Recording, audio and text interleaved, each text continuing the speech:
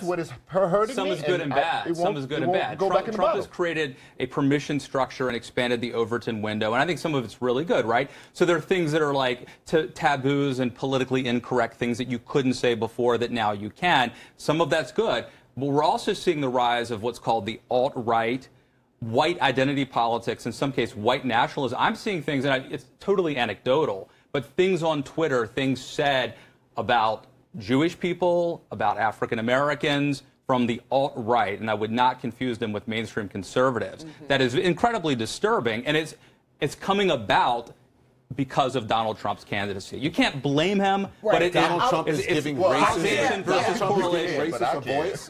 Well, I'd be careful, but it's a correlation.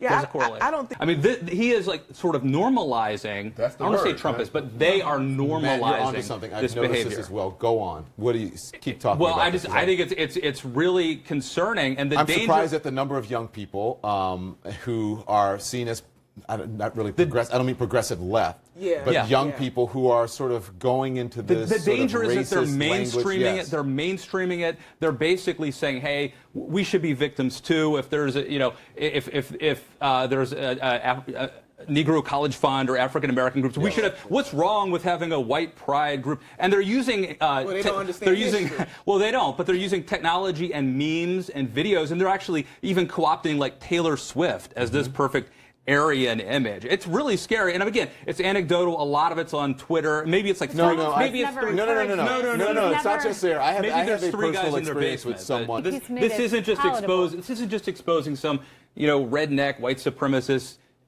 somewhere in the South. There is this alt-right movement, and it is like young, almost a hipster thing. There's a hairdo that they have called like the fasci or something. It's like a fascist thing. And there's anti-Semitic stuff. I remember Julia Yaffe, who wrote that piece, was it for GQ or Esquire or wherever, and she was inundated by anti-Semitic attacks online, and it's stuff. Look, this has always sort of been around, but something new is. Is that fair to blame on? Is that fair to blame?